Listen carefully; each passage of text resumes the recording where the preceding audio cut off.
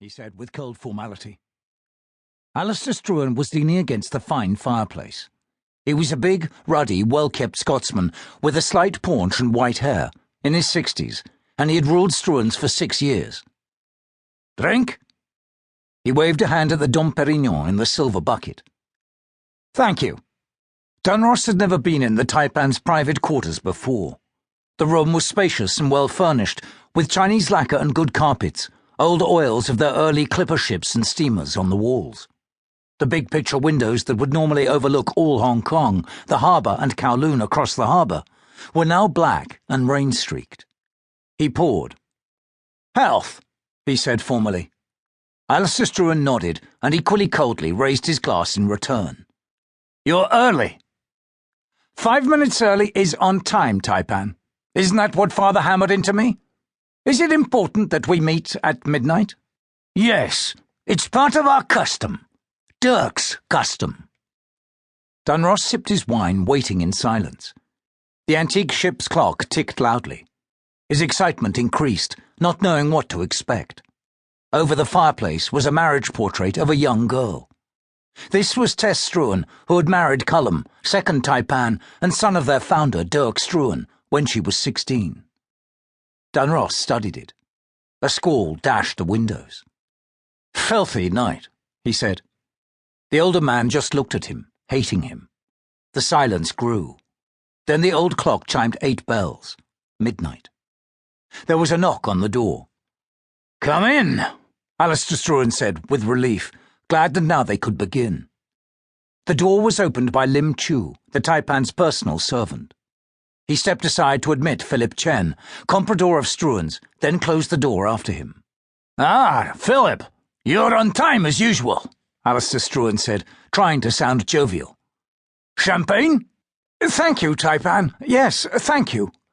"Good evening, Ian Struan Dunross," Philip Chen said to the younger man with unusual formality, his English very upper-class British. He was Eurasian, in his late 60s, spare, rather more Chinese than European, a very handsome man with grey hair and high cheekbones, fair skin, and dark, very dark Chinese eyes. "Dreadful night, what?"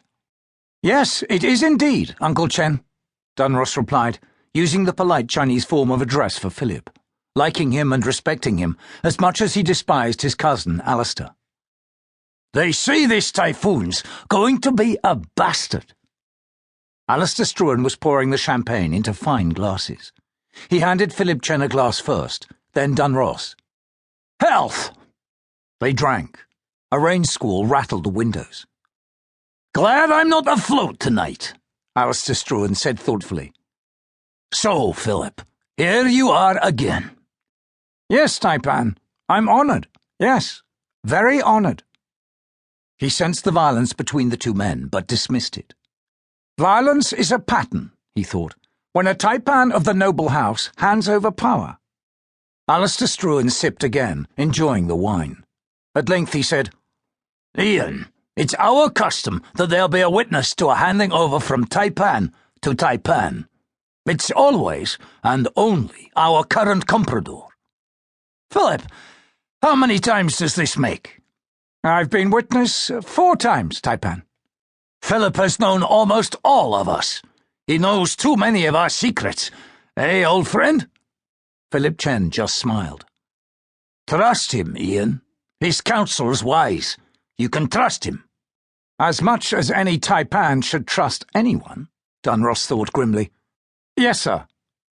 Alistair Struan set down his glass.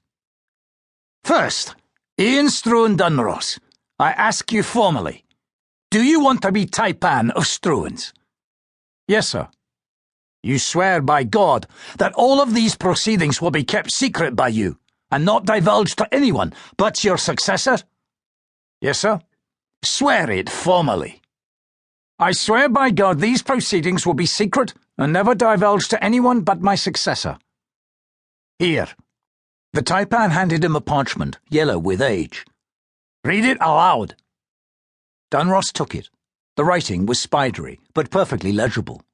He glanced at the date, July the 15th, 1841, his excitement soaring. "Is this Dirk Struan's writing?" "Aye."